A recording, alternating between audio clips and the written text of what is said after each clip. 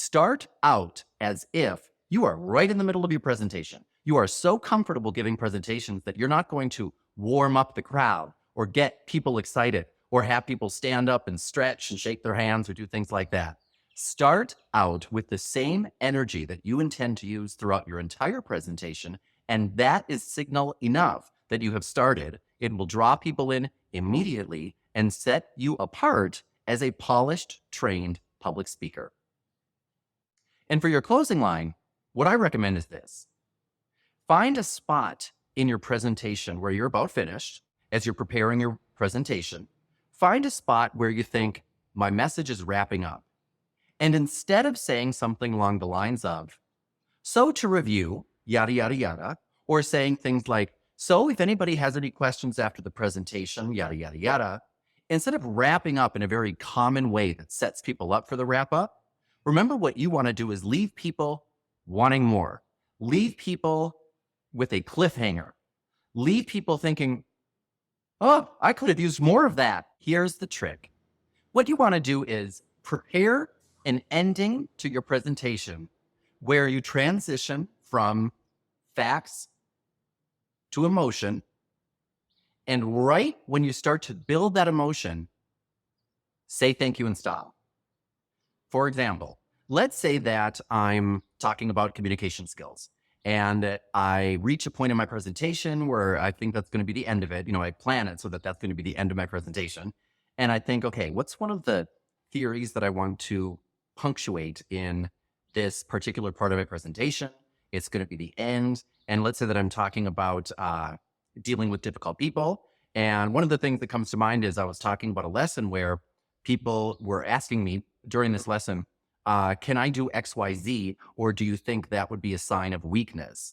And I remember telling them, well, the opposite of weakness isn't strength.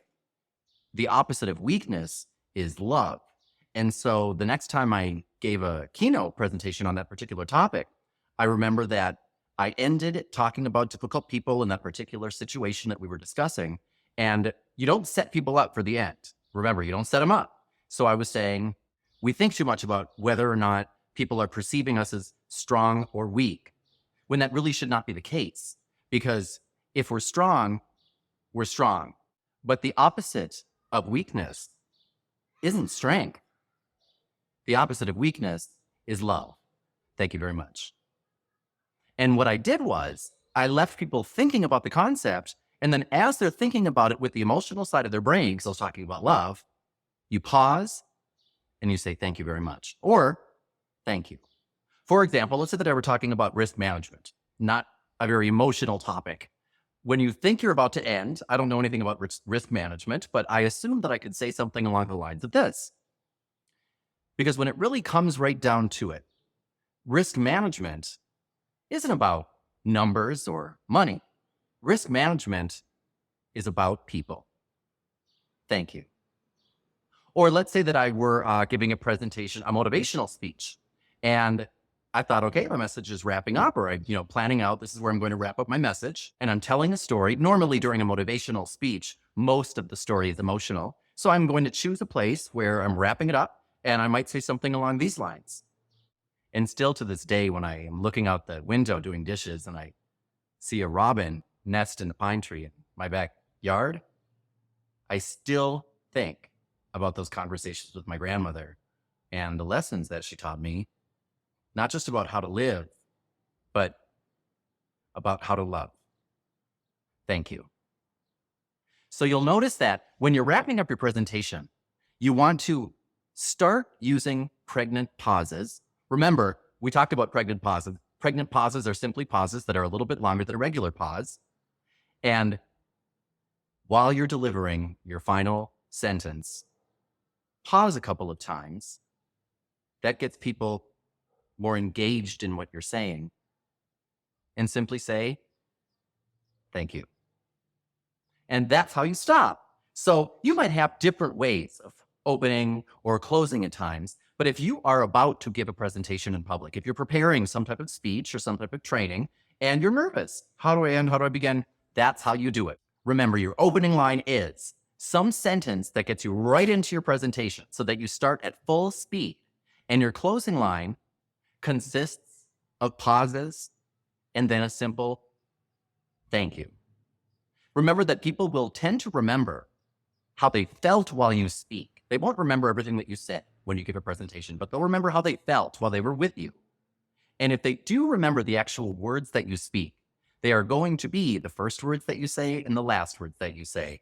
And the tips that you just learned are fantastic ways to simply and easily create powerful opening lines and closing lines. And the last strategy that I'd like to share with you today, this is just an introduction, of course, to public speaking, is the index cards. Sometimes I will give a keynote that will last 2 to 3 hours, or sometimes I'll give a presentation that might last 3 days. And people frequently ask me at the end of my presentations, I didn't see you were using any notes or reading from anything. How did you do that for so long off the top of your head? And the way you do it, the way you make it appear as though you're just speaking effortlessly, because remember that when you are giving a presentation or training or a speech, you want the people to whom you're speaking, the crowd or the audience, you want them to feel as though you're just having a conversation, that you're talking with them. It's you and them. And one of the ways that you can get them to feel that way is by not reading from a speech that's been printed out. That is, again, a very common amateur mistake that people make, is they will print out a speech, basically stand at a podium and read from it. If you can get away without using a podium, way better, because remember that a podium is a barrier. It's a physical barrier. And we talked in one of our first lessons, I think lesson 1 or lesson 2, about removing barriers, barrier removal. And if you can remove any barriers between you and the people with whom you're talking in a training session or during a speech, it's preferable that you do that. So if you can get away without using a podium or without sitting behind a table, do that. If you have to, for whatever reason, stand behind a podium or sit at a table, or if you're standing all by yourself, index cards can help you make it appear as though you're speaking off the top of your head without having to memorize hours or even days worth of material. And what you want to do is grab some index cards. Here's some very simple index cards that I have. And what you always want to do, of course, when you're preparing a speech or delivering training or delivering some type of presentation is know your material. You should not have to read your material. You should know your material, and whatever you keep as reference material for you as you're speaking is simply that, reference material, so that you can keep on track in case you lose your train of thought, which happens to everybody. Keep something around to help get you back on track or to help you remember what you were saying or in what sequence you were saying it, things like that. Index cards are the perfect thing to use for a speech. What you want to do is, I like to buy different colors. So I, for example, here have 4 different colors of index cards. And the way I use them is, if I have, let's say, 4 different main topics that I'll be discussing during a speech, I'll use 4 different colors, one for each topic. I like to, before a speech or a presentation or before training, I like to make an outline. And in that outline, you want to write down, if you have the time to do this, your main points, your subpoints, more main points, more subpoints. So once I have all of my main points of my presentation, or maybe you're giving it in 3 big sections, whatever it may be, however you're dividing up what you're saying, I can use index cards that are color-coded to remind myself. For example, the green ones come first. That's my first main point. Then I'm going to use some yellow ones because that's going to be my second main point. I might use some red ones as my last point. And then I'll write on those index cards my subpoints, any ideas that I want to make sure that I express, big, maybe storytelling ideas or hot tips, whatever they may be. I can have, let's say, 5 green cards. Maybe I'm going to be delivering a lot of information at the beginning of my speech, and I might have 5 green cards, 2 red cards, 3 yellow cards, whatever it may be. Instead of using paper, write your ideas on index cards, and it's a good idea to write them by hand and make them big. Draw visual cues. For example, if I'm talking about a section in love, I'll draw a big heart next to that. If I'm talking about money, I'll draw a big dollar bill next to that. If I'm talking about relations or relationships, I might draw 2 people next to that. The reason I say that is because if I have the opportunity to set down my index cards, which I frequently do so that it doesn't appear as though I'm reading from them, I can glance down at them And I can be drawn to where I'm supposed to be by easily recognizing visual cues rather than having to read where was I, where was I, where was I, where was I. And I can also hold the index cards in my hands because there's nothing distracting about somebody who's delivering a speech or talking and holding simply index cards. And it's not wrong or it's not distracting or bad to, as you're speaking, look down at your index cards and refresh your memory about where you were, and then you can look back up. I mean, of course, if you stand there and read from your index cards, that's not a good idea. But if you hold them in your hand and you're occasionally looking down, and it helps you remember where you were, and you talk some more, and then once you're done expressing the thought that you just reminded yourself of by reading the index card, you look back and you're reminded of the next thought, and then you look back up and you talk about that because you know your material. And then when you're done talking about that thought, you might change your index card and look back and, oh, there's your next thought. And it reminds you what to say because you know your material, and so on and so on. And again, you can set down your index cards. You can hold them in your hand. And this works very well whether you're sitting down during your presentation or standing up. You can easily stand up and hold your index cards, and it gives people who are nervous something to do with their hands. So if you have to give training, presentation, a speech, whatever it may be, and you are nervous about remembering your material, and you're also nervous about what to do with your hands, don't sweat it. Remember, you do have to memorize your opening line and your closing line. You cannot read those from index cards. You have to memorize those. However, all the rest, take it easy, take your time. You're simply having a conversation with the people in front of you, and you can feel free to reference your index cards as you're doing it. It will help you relax and be more confident and powerful when delivering your message. And that is how you use index cards. And now I'd like to talk about our danger phrases and power phrases for the week. Stop using danger phrases. We're gonna give you the power.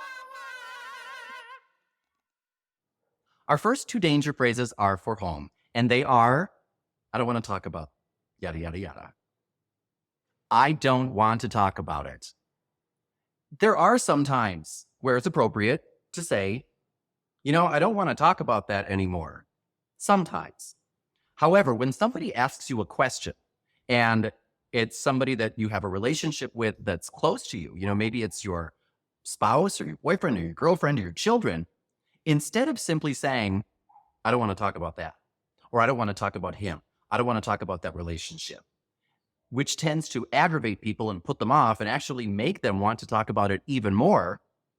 The next time that happens to you, instead try saying something along the lines of, I prefer to keep that private. Can you respect that?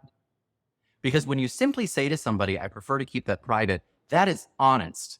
And that is something that most people can relate to, wanting a sense of privacy. And when you follow it up with, can you respect that?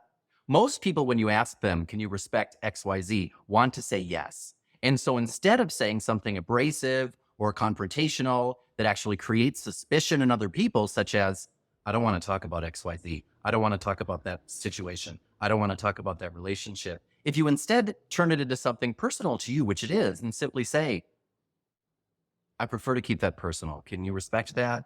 Or that's something that I still would like to keep personal.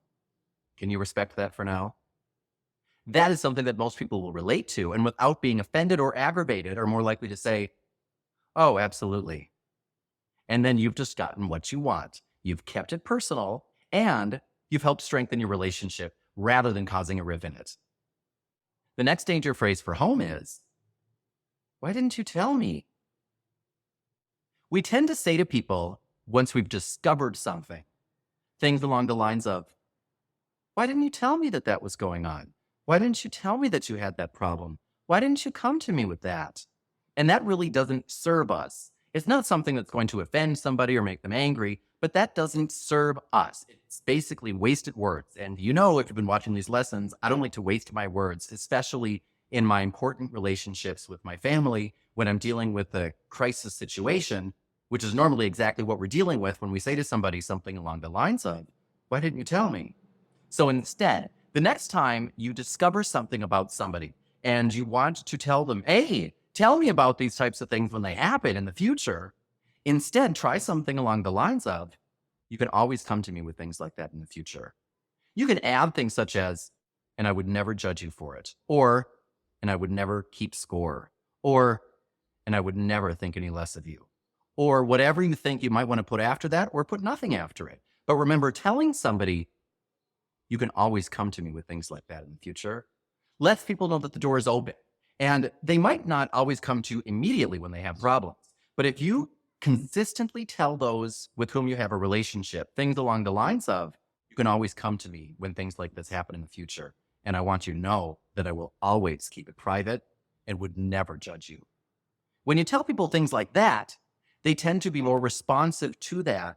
They remember what you said, and they're more likely to come to you in the future because you have told them in advance that they can, they won't be judged, you'll keep things private. Whatever you think they need to hear, start it off with, instead of asking a question, which the answer to, by the way, is always because I was embarrassed or ashamed, or it was something personal to them. They felt bad about whatever situation it was they kept private or they would have told you. So leave that alone.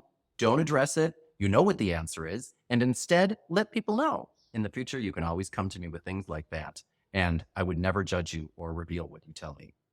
And those are your 2 danger phrases and power phrases for home. Now let's talk about 2 danger phrases for work. Danger phrase number 1, our policy. Remember that the phrase, our policy, is one of the most aggravating phrases that any customer can hear. And it's amazing to me how many customer service professionals I still hear say it. We all know what it's like when somebody says to us something about, well, our policy is XYZ. Immediately when we start hearing that phrase, our policy, our brain starts to churn and we start to get aggravated because we know that whatever's coming after that is not good. So if you can delete that phrase from your verbal repertoire at work entirely, even better. But a lot of people who are watching this are going to think, but I use that all the time. I have to tell my customers about our policy. If you have to use the word policy and explain policy and procedures to your customers, because that could be part of your job, remember that you always want to tell people the reason for the policy as you're explaining it, hey buddy, and throw in a benefit statement at the end. You can ensure that you're doing it by, when it comes time to say the phrase, our policy, prefacing it with the reason. And then after you state the policy, use a lead-in line such as, so that. Meaning, here's how I might deliver that message. Instead of simply saying, oh, our policy only allows us to offer 1 extension every 6 months, I would say something more along these lines. Well, unfortunately, the reason our policy only allows me to give 1 extension every 6 months is so that we can offer the best possible discounts to not just you, but all of our customers. What I can do, however, is review your account and see if maybe you're eligible for a refinancing, which might lower your payment. Would you like me to do that for you? I mean, if I can, I'd like to throw in a solution at the end. But remember, throw in at the beginning, the reason this policy exists is so that, and here's how it benefits you. You know, for example, if somebody wants to come in the back of my grooming shop and see the animals that are in the cages. Oh, unfortunately, the reason I can't let you back there is because that would create a safety hazard and we wouldn't want you to get injured. Whenever you have to say no because of a policy, there is a reason for that policy. Explain it and weave it into a benefit statement for the customer, because that is generally how policies get started. It benefits the business, which eventually benefits the customer, and it is your job as a savvy communicator to articulate that. The last danger phrase for work is, in my opinion, remember that saying something along the lines of, well, in my opinion, diminishes your message, as if you're saying, well, it's just my opinion, and I know that's not really worth that much, but that's my opinion. Remove that phrase from your verbal repertoire. It's like saying something along the lines of, well, I just think, you don't want to say that either. And replace it with, if you feel the need to throw in a starter phrase in front of your message, say something more along the lines of, I believe. For example, instead of saying something such as, well, in my opinion, we should not cut health benefits, I would replace that with, I believe we should not cut health benefits. More powerful message, right? So remember, do not qualify your message by saying things such as, in my opinion, or this is just my opinion, or I just think. And instead, if you feel the need to say something along those lines, use the phrase, I believe. And those are your danger phrases for work and for home. And now I'd like to start talking about freestyle scripting. And the first freestyle script that I'd like to talk about is a script that you can use at work, at home, when you go out to eat, all the time. I'd like you to get used to freestyle scripting. So what I'm going to do this week is simply give you a basic script that you can use in a variety of different situations where you need to tell somebody basically, hey, here's what you did wrong. Here's why that's wrong. Here's what you need to do in the future. And here's what you'll get out of that. Capiche? And that type of message is very difficult to deliver because what we tend to do is, if you're more of an aggressive communicator by nature, you tend to say too little. If you're more of a passive communicator by nature, you tend to say too much. And people leave our messages one way or another, not really being clear as to what we said. If you want to ensure that you are delivering your message with as much clarity, tact, and precision as possible, while increasing the odds that the message gets through to the other person and they do whatever it is that you're requesting of them, scripting will be the key in those types of situations. The first script that I'd like to give you is a very simple one, as I mentioned. It's the A-E-I-O-U.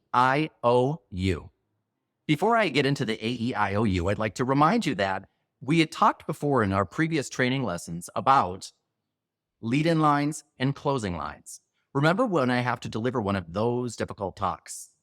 I want to always script out the first line out of my mouth and the last line out of my mouth. We already talked about that, so I'm not going to get into it, but I'm going to use a basic lead-in line such as, Charlie, I'm frustrated. Okay, that's going to be my lead-in line because you have to decide on your lead-in line and your closing line first. So as my closing line, I'll use the phrase, can I count on you? There you go. So now I've got my lead-in line and my closing line done. Now that I'm going to use a script to frame my message, here's how I'm going to do it. The A-E-I-O-U script helps remind me about the 5 steps, the 5 parts to the message that I'm about to deliver that are crucial. They help me deliver them in order, and they help me not say too much or too little. We all know master communicators that seem to be really good at delivering difficult messages, and it tends to be because they use scripts such as these. So here's the A-E-I-O-U script. A, your actions. E, the effects of your actions. I, here's what I need or I want. O, or else. And you, you'll get. A, actions. E, effects. I need. O, or else. You'll get. So let's say that you're a new supervisor and you have to tell one of your employees that used to be your friend, difficult situation, that you've noticed that they have been coming in late. And you need to bring this to their attention and make sure that you deliver the message clearly and confidently without being too aggressive or too passive. An A-E-I-O-U script, coupled with the lead-in lines and the closing lines that we already have learned about, might sound something like this. Jane, I'm frustrated. Last Tuesday, I noticed that you came in 15 minutes late. When you do that, your coworkers have to cover for you and do work for which they are not paid. I need to see you at your desk with your available light on, taking phone calls by the time that clock hits 9 o'clock. Or unfortunately, something as simple as this is going to hold you back in your growth here at this company. But if you can do what I ask you to do and be here with your ready light on by the time the clock hits 9 o'clock, you will be more likely to get a good review and that raise and possibly promotion that I know you have your eye on. Can I count on you to do that? So you'll notice that when I delivered that message, and it might not be the words that you choose, that's irrelevant. It's the structure of the message that you want to get used to deliver it. I want to say, hey, here's exactly what you did. And keep it short. You want to use no more than 1 sentence per letter when you're delivering messages such as these. Now, I realize there are many types of difficult situations and many types of scripts for those situations. This is just one of them. And it's one that you can use in a variety of circumstances, as I mentioned. So keep each part short and sweet and specific. Those are the 3 S's you want to focus on. Short, sweet, specific. For example, I was talking about, who was it? Mary? I can't remember her name. Let's say that Mary was coming in late. I don't want to say things such as, Mary, I've noticed that you've been coming in late sometimes. Because we talked about that before. That speeds up self-talk the less specific I am. And so I want to say, Mary, last Tuesday, I saw that you came in at 9:15 rather than your scheduled start time, which is 9 o'clock. Simple. Now that I've said that, move along to the E. E, the effects of your actions. Tell people what the effects of their actions are. For example, as I mentioned, when you come in late like that, your coworkers have to cover for you and do work for which they are not paid. So now that I've said that, I can move right along to the I, what I'm asking of you, what I need from you right now. Because sometimes we forget that. Sometimes we'll tell people what not to do, but we forget to tell them what to do. We do that a lot. So this helps me keep on track and hit the different parts of the message that I need to hit. So what am I looking for? I'm looking for you to be on time. However, you'll notice that I didn't simply say on time, because I'm assuming that you're doing the best you can with what you have. And you probably think you're coming in on time because you think when you show up in that parking lot at 9:00 a.m., you're on time. So what I did is I broke it down and I said, instead of simply something which can be vague to people, such as be on time, I instead said, you need to be at your desk with your ready light on, receiving phone calls by the time that clock hits 9:00. That means you're on time. And it's amazing how we tend to think that people know things just because we know it. And we don't want to forget all of those moments in our professional development where somebody revealed something to us that now seems very simple and very clear, but at the time, it was a revelation to us. So explain things to people, and it's not to be condescending. It's so that I can be clear and direct in my message and there can be no confusion.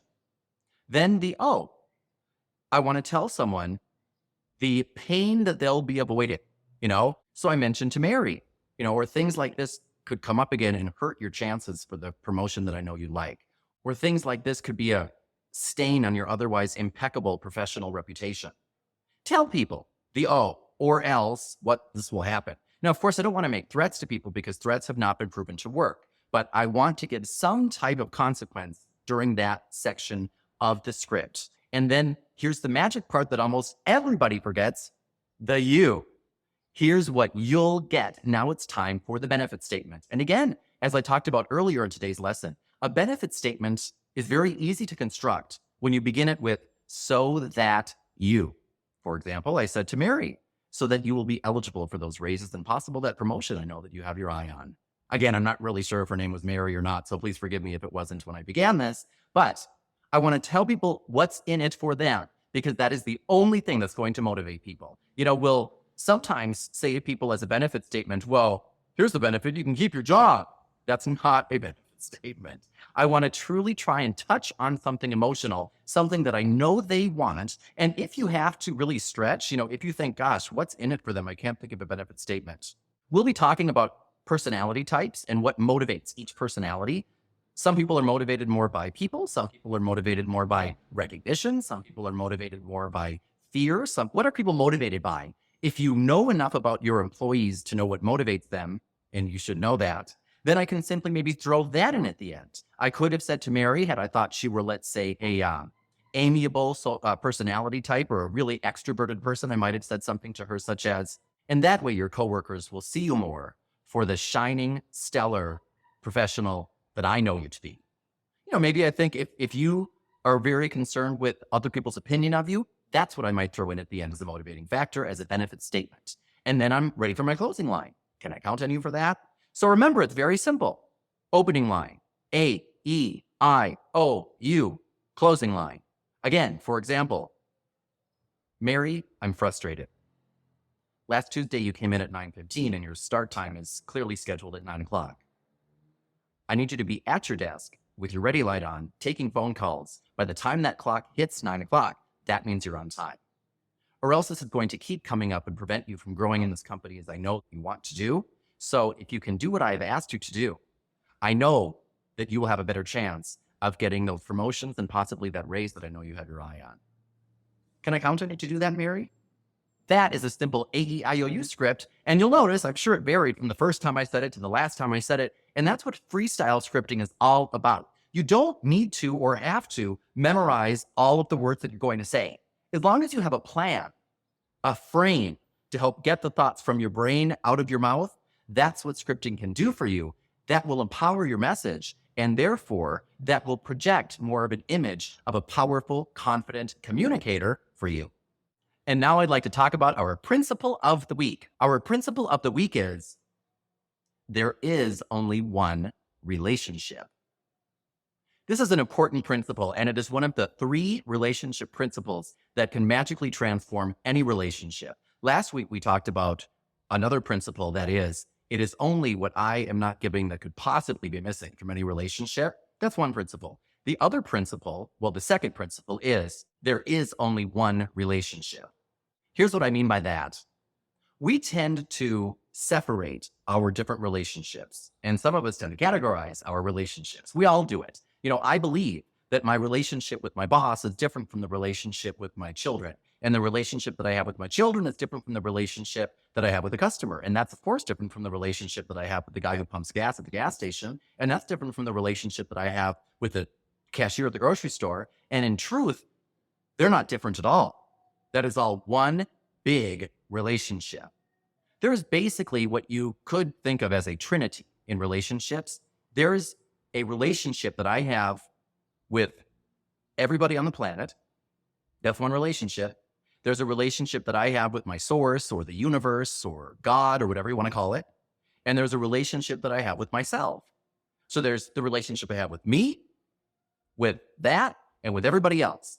And the truth of the matter is that's one relationship, and they're all just one big relationship woven together. They are all interconnected on some level. Whether you believe it's on every level or not, we cannot deny that they are all interconnected on some level. For example, many times we have experienced where we'll come home from work and we'll snap at our spouse or snap at our children. We'll stop and we'll come back and we'll say, I'm sorry, that had nothing to do with you at all. I had a really bad day at work and I should not have taken it out. I should not have taken it out on you. Will you forgive me? And that is a clear example of how one relationship affects another. You cannot separate relationships. You cannot do it. And if you try to do that, the danger that exists is, by saying this relationship is different from that relationship. They're not equal. They are not the same. Of course, in form, relationships are all different. I'm not sleeping with the cashier at the grocery store, and I don't eat dinner with my customers. However, since they are all in some way connected, I have to realize that the very common denominator is me. And what I want to focus on is showing up as the best of me in every one of these relationships. In our personal compass, remember that step number 1 is, who am I? I have to decide, who am I? That's step 1 in communication training, deciding, who am I? Instead of, how am I going to behave or what am I going to say? Because when I decide who I am, all of the rest of it tends to fall into place more naturally. When I can truly say, who am I? I am kind, I am caring, I am patient, I am loving, I am merciful, whatever I am. Many times what we will do is, when I ask somebody, answer the question, who are you? People will frequently say to me, well, what do you mean? Who am I at work or who am I at home? Because they're two different people. That is the challenge that we face. Because once we decide, it is irrelevant where I am or to whom I am speaking. That is not going to determine who I am in this relationship. Magical things start to happen. Magical things start to happen because, hey, buddy, see magic? Because I am no longer letting the outside world dictate to me who I am going to be, how I'm going to behave, how I'm going to communicate. I have to remember the simple principle that is true. What you say to me has nothing to do with me, just as what I say to you has nothing to do with you. It is all about me. Who I am in any relationship is who I am in every relationship. And if I have taken the time, as I did in my personal compass, step 1, to decide, I want to be a merciful, kind, loving, patient person, and I'm going to work on that and really cultivate that in myself because that's who I am and I want it to shine. Once I've done that, what is going to happen is the universe is going to conspire and it's going to test me all the time, every day. If I decide I'm going to be patient, what's going to happen is that cashier at the grocery store is going to have a problem with his or her computer where it's going to jam and, they can't remember how to use it. And they're going to have to call their boss and get somebody to help them. And I don't mind waiting, do I? While they're doing all of those things. If I decide that I'm going to be merciful, somebody's going to betray me and test the mercy that I'm trying to cultivate. Things like that will happen. And I don't know where that's going to happen. That could be the cashier at the grocery store. That could be the person who pumps gas. That person who's testing that, helping me cultivate that, could be a customer or my boss or a coworker. It doesn't matter.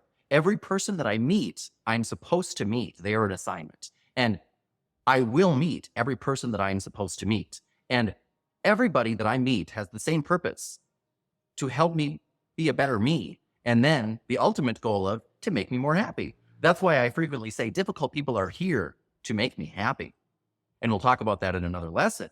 But if I can practice, for example, being merciful, patient, loving, caring, whatever it may be, with that person at the grocery store and with my customers and with my boss and with my coworkers, especially the difficult ones, then when I come home, I can be a better spouse or parent or whatever it may be by being more merciful with my spouse or with my children or with my mother, whomever it may be, because I was more conscious of that all day and practicing it with everyone, from my customers to the guy at the gas station, to my coworkers, to my boss.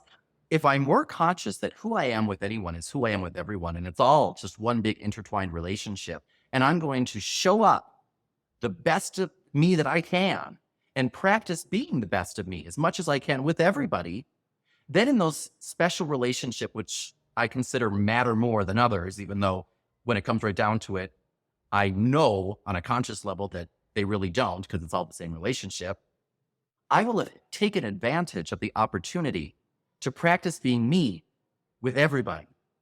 And I say that because a lot of people who watch these, if you're a personality type like I am, you're going to think, what's in it for me? What's in it for me? What's in it for me? What's in it for me? I want to know, what am I going to get out of doing different things, out of doing new things, out of thinking a different way?